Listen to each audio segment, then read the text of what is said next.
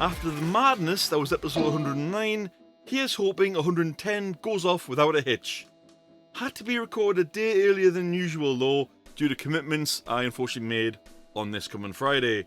However, the show will still get uploaded on the Sunday, so technically this point is moot, as is the next point. This doesn't leave much room between the episode I recorded on for Monday, so kind of the shows are going to be smushed together in 1 week. But, well, it's bound to happen, and I'm sure it's not the first host it's happened to either. Again, why am I saying this? Because due to post-editing and publishing, this will again be moot. Maybe I'm just covering us here at GZHQ, but then again, you loyal Groany listeners, you'll forgive me, won't you? Your games this time around are Double Down Dummies, Gimme the Question, and Where, Who, or What the Hell Am I? I'll start us off as reliable as ever, with the why oh why for a change, and then I'll begin to groan. Why oh why? So, there is this new craze going around called quadrobing. What is it, I hear you cry? Well, if you're a teenager, you dress up as an animal and start mimicking that animal's behaviour. Do excuse my tone as I read this, I'm not quite believing what I'm reading. This can of course lead to attacks, and one person has already been bitten. That's not bitten by an animal, that's bitten by another human dressed as an animal. I know we have furries, they are strange in themselves, but they are usually quite harmless. That's something else entirely different, as is this. 2024. Quadrobing. Teens dressed as animals? I've just got to ask. Why oh why? I still don't believe it. From the whys now, we get down to brass tacks with the groaning with my groans. People who think they're above the law. I don't know what it is, but the rich, social media stars, celebrities, political figures, etc. seem to think that they're above the law or can swerve it. Sometimes law can be off target, but a lot of these times the law strikes true, regardless of the country, and bends these people to take account and suffer the consequences. There have been many cases where social media influencers have either stated they are too rich or too important to be arrested. Usually they're drunk or under the influence of something else, at the wheel. Sorry, but the law begs to differ with your point of view, you complete muppet. People who cannot see the obvious. A sign says press here, or states do not walk on the grass. What do these idiots go and do? They either walk on the grass or press anywhere else but where they are told to press. I firmly believe the COVID outbreaks of 2020 onwards made the world just that little bit dumber. Instead of being lazy, how about you open up your eyes instead of having blinkers on? Learn, look and listen. These are a few capable things a lot of us have done since we've came out of the womb. Come on, people. The new YouTube ad system. So I say YouTube has added to the pain in the backside that is the ads. They have a yellow bar now that now runs until you're allowed to skip. However, based on what it is, the bar can be fast or slow. This is crap. Just give the bar 5 to 10 seconds for everything before we can skip. One ad I saw was for beard wash, of all things, which was a good 20 to 30 seconds long, and I couldn't skip it. The bar slowed down on purpose and made me watch the entire video. I may have a goatee, but it didn't compel me to wash my beard. I do wash my beard, just not with a beard wash. So, it's again, something I'm not going to use. Go away, YouTube ads.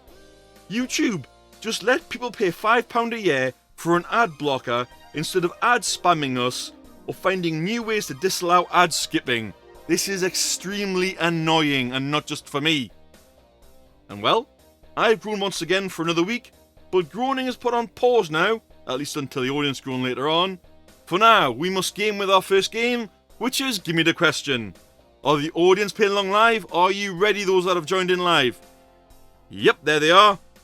And I guarantee, because you're listening now, Groaner, yeah, you know who you are. You're listening to this, so clearly you're ready. It could be you. It could be you. Who's going to get points? I don't know. We'll find out. Let's play. Round 1. Your answer is the Sentinelese. That's Sentinelese. Your questions are: A. What is the name of a group of people who believe that the beliefs of the Masons are obsolete? If you know what the Masons are, or the Freemasons, they're a group that work behind the scenes, behind governments and everything else. B. What is the name of the people who believe technology is bad? So these would be people that think we should be back in medieval times or the Stone Age. Or C. What is the name of one of the most obscure tribes in the world? Go Groaners live, give me your answers please. Those at home, press pause, have a think, answer unpause. The audience have thrown in a mixed bag of B's and C's this week. Oh, I lied. There come a couple of A's as well. Thank you, Groaners. Thank you for those playing along live. Round 2. Oh, any more? Someone was typing there. No, no more. Round 2. Your answer is Silbo Gamero. Your questions are: A. What is the name of the language that is spoken by some tribes of Native Americans? B. What language breaks spoken Spanish down into a series of whistles? Or C. What is a collective name for the language Egyptian market sellers use when bartering? Go Groaners live, have a think, give me your answers please. Those at home, you know what to do. C's have flown in. Someone's put A, then put no, I changed my mind, I'm going to go B. More A's have came in. Anyone else? Any more live? More C's? Okay, got your Groaners. Round 3. Your answer is Nauru. Again, my apologies to anyone from there. It's spelled Nauru. So my apologies if I mispronounced that. Your questions are as follows. A. What country is famous for its phosphate mines? B. Which country banned English speaking in 1968? Or C. Which country has the British monarchy never visited? Again, Groaners live, you know what to do. You at home, Groaner, you know what to do. A's have flown in. More A's. And 2 C's. Okay, any more? No more? Groaner at home, are you finished? Yep, you are. There we go. That's Give Me the Question done for this week. The answers for Give Me the Question will come before the end of the show. Switching up to a creepy notch now, once more we hand the floor to Admin Nicole's Creepy Corner. Your story for episode 110 is Danger Never Ends. The Reaper caught everyone up on what happened.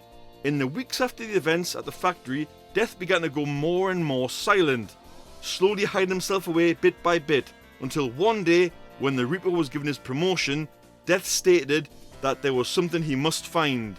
An unending dream telling him to find a certain scythe. One he had never heard of before, but he knew he had to find it. So as part of the Reaper's promotion, he was also forced to temporarily become Death. This was the last thing he wanted, especially with the preparations for the Ghost Parade coming up. But no one defies Death after all. Valencia recalled what the Death Scribes told her. The primal from the last world before theirs. One of the things Light and Life stole to recreate the world in their image was a scythe blessed by Death. If that scythe had somehow made its way into this new world, then they had to ask themselves, was it possible to find the other items? Did this mean they could return the primals back to the way they should be? If the primals of Light and Life had never found out about this, then they could destroy this world over again just to hide the truth. Which meant yet another problem to deal with. The vines had consumed half of Viola's body by now, but maybe this was just what they needed. Unfortunately, the Reaper couldn't help them as much as he wanted to right now. He was Death, even if temporary, and he had to finish placing the death flags across the world to begin the Death Parade.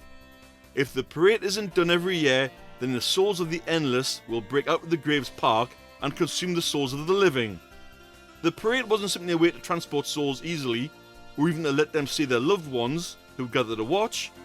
The once-a-day-a-year event with about... I don't know why I said that.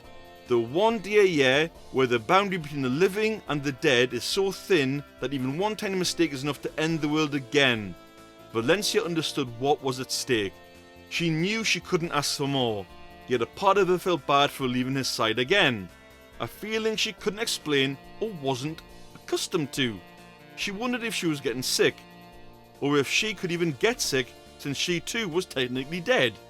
If the scythe from the old world was really here, then the other items must be possibly here too. Maybe it was nothing, but maybe it could change everything. Valencia asked Marianne to return to Coco and explain everything. She had to do whatever it took to help Gaia learn to use her powers. A flower blessed by darkness and nature, or in this world, one blessed by both Valencia and Gaia. Then all they had to do was find stolen sand from an hourglass of time, and the two items the death scribes had no information on. What did Life and Light use? Or was it possible that they knew the items bled through into this world, and they have theirs in their possession already? Marianne agreed, and warned the two to be careful. The Reaper promised to let Valencia know as soon as Death had found the scythe. He would fill him in on everything. That would give them one less thing to worry about. Now the real test will come. Not only did Valencia and Viola have to cross to the other side of the park, but they had to be fast. The Ghost Parade will begin in mere days, and while the weakened barrier is still strong enough to keep the Endless in, it was also weak enough to not protect the living who would walk right in. The sisters were yet again on their own. Cross the park, enter the realm of the Tooth Fairies, then a simple matter of finding the archives and whatever old world item they were looking for and activating it. If they could bring back the Death Maidens and Death, then maybe they still stood a chance. However, nothing is ever that simple, and as everyone prepared to take their separate paths to fight for the future of their world, in a mere instant, no one could move. Frozen in place, and right there in the sky was an eclipse. No, it looked like one, but the moon and the sun were right next to each other, almost as if someone was messing with their alignment. The moon represents the darkness, and the sun represents the light. That's when an all too familiar voice showed up. Dr. Quack. Still determined to take Valencia for himself, since Lionel had chosen her to be his new mother. Her power would change the tides for them, yet it seemed like they weren't alone. Two men approached from behind them. One dressed in gold, another dressed in red. It couldn't be, but it had to be. The primals of light and life. The darkness was trying to warn Valencia. It sensed the danger. She had to get out of there now. She couldn't move. None of them could move. Lionel's plan hadn't changed, but now we had more help. The primal of light dressed in gold, the primal of life dressed in red, both giving off such an ominous feeling. Even the darkness knew they wouldn't survive this, so it did what it promised Valencia it would never do without her permission. It took over. Her star-filled eyes were completely consumed by darkness before the inky black substance began to melt and leak out as tears revealing the hollow sockets of the darkness. The constellations covering her arms began to glow. It was clear Valencia was gone. Now she was the one stuck in her mind. After all, they are one and the same. It was just a matter of who was in control. As her mouth opened, and she spoke in a voice that was not her own, she warned the primals. I will not let you taint this world like you destroyed ours. Your jealous reign ends here. Ooh, it's all getting to boiling point for Valencia and the primals. Tune in next week for more Creepy Corner. So last week, I didn't have the best luck, but the next person is definitely unlucky. It's time for Oh Unlucky! A farmer kept having a pop at police in his area for not doing enough to tackle the weed problem in his local area, and by weed, I mean grass, marijuana. Imagine the irony when police turned up on his farm to arrest him for cultivating 70 marijuana plants on his property. This is the height of hypocrisy, as he was part of the flippin' problem in the first place. Unlucky, Mr. Farmer. Your plans for ill-gotten gains went up in smoke. No puff pass for you. Would you like a groan, Groaners? Of course you would. One of you gets your turn now with the audience groan, and Dumisani of South Gosforth is back again via email. He was short and to the point this week. He simply stated his groan was this: people who are afraid to ask questions instead of asking who, what, and why more. I get his point. We as humans should inquire more, be more inquisitive. Only by asking why, etc., do we get to learn and grow as a species. Very insightful, Dumasani. Cheers for the groan. And if you want to take part in the show, Groaners, you can. You can give us your groans, your why, your whys, your what there's, your ideas for content, your hero or zero of the week nominations, or anything else you feel may help go towards the show. How can you do that? You can send it in via the trusty email, thegroanzonepod@gmail.com. You can join us on Facebook groups under the Groan Zone Podcast Facebook group. You can find us on Discord, where we usually record live on a Friday at 8:30 Greenwich Mean Time. And also, you can obviously post your content there as well. It's not just for recording live. You can drop a comment on any episode as well. And lastly, you can contact admin Nicole under Nicole Amos on Facebook Messenger. And you can contact me there as well under Mr. E. Groaner. Now, Groaners, you've had your groan. I've had my groans. But now we need another game. And that game, of course, is Double Down Dummies. Round 1. I assume everyone's ready. Should make assumptions, but yes you are. Yep, clearly ready. Yes? You? Yep, you're ready? Okay. Round 1. This occurred in South Africa in 2005. A thief broke into a couple's house, but was disturbed by police. He then went on the run and proceeded to jump over a wall without thinking. How did this lead to this fool's death? I say fool because he's a thief, and I don't respect thieves. Was it A? The wall had nothing behind it apart from a 300-foot sheer drop. He was found dead. B. He had jumped into a tiger enclosure in the local zoo. The tiger mauled him to death.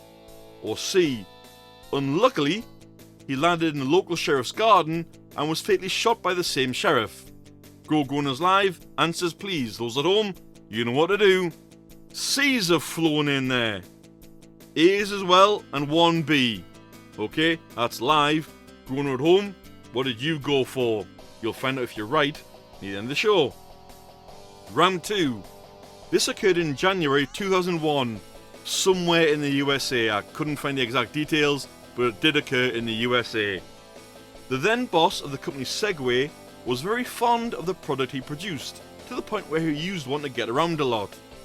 Yet how did this love of his product lead to his death? Was it A. He was having a daily ride in his Segway when he drove it off the edge of a cliff? B. He was charging his personal Segway when suddenly the battery exploded. The shock caused him to have a heart attack? Or C. Without thinking on his Segway, he turned off into the road without looking. A truck mowed both him and the Segway down. Again, Groaners Live, you know what to do. Groaner Home, you know what to do. C's again. We're going very C heavy this week, Groaners, it seems. Okay. And some A's there as well. Any B's? Nope, no B's. Okay. That's it for Double Down Dummies this week. Answers will be revealed after Hero and Zero of the Week. Zero of the Week first. Stormbird totally decimated some areas of the UK last week, leaving some areas still flooded. And unfortunately some people did lose their lives. May they rest in peace. A complete numpty though thought it'd be a good idea to jump on a tractor in Tenbury Wells in Worcestershire and drive through flooded streets. He sent waves smashing through shop windows. No one knows why this 57-year-old micro-brain felt this would be a good idea. Mate, it wasn't a good idea. You're clearly an idiot, and not just that, you were also immortalised as a Zero of the Week in podcast prosperity. Well done, with all sarcasm due. Moving on now, we go to our Hero of the Week. We've all been there. You're talking to someone and they pretty much look right through you. They most likely have headphones on of some description and they have music blasting in their ears as they rudely ignore anyone talking to them. A Greggs in London is taking a stand against this, and it is said that any customer wearing headphones in store will not be served until they take them off. Nice move, Greggs. Hero status for you. For anyone complaining about this, it's basic manners. Think it over. Nearly at the end of another episode for another week, but we cannot go without letting you know the game answers, can we, Groaners? Starting with last week's Admin Nicole's anagram anxiety. Poinsettia was the answer we were after, and it's also known as the Christmas flower and is also poisonous. I'm not a horticulturist or a gardener, I didn't have a clue. Maybe one of you out there, Groaners, you got it? Do let us know. Give me the question. Round 1. Your answer was a Sentinelese. Your correct question was C. What is the name of one of the most obscure tribes in the world? Round 2.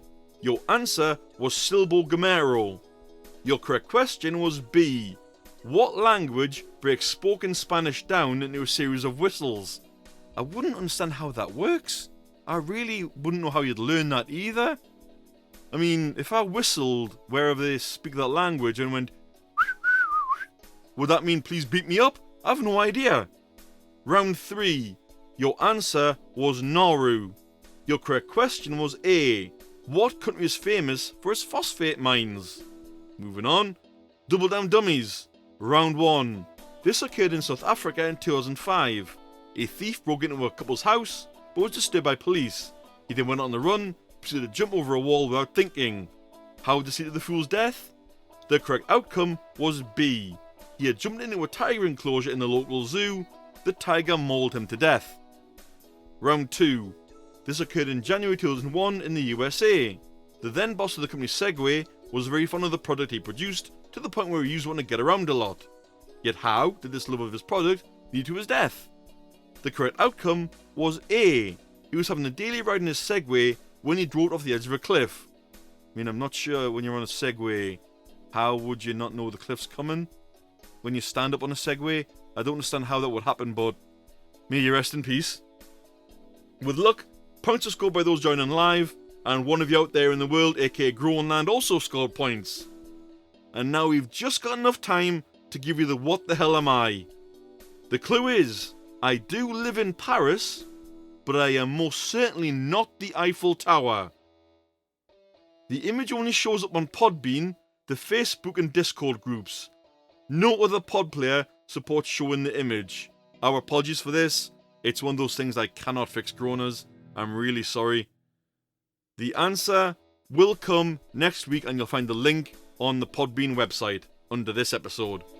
Speaking of next week, that is us signing off. Until then, take care, Groaners. Bye-bye.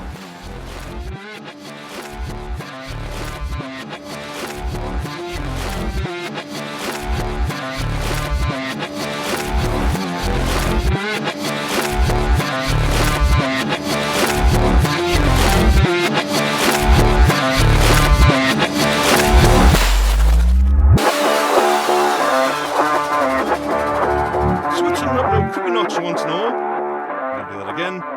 Swinging up. Been a long day.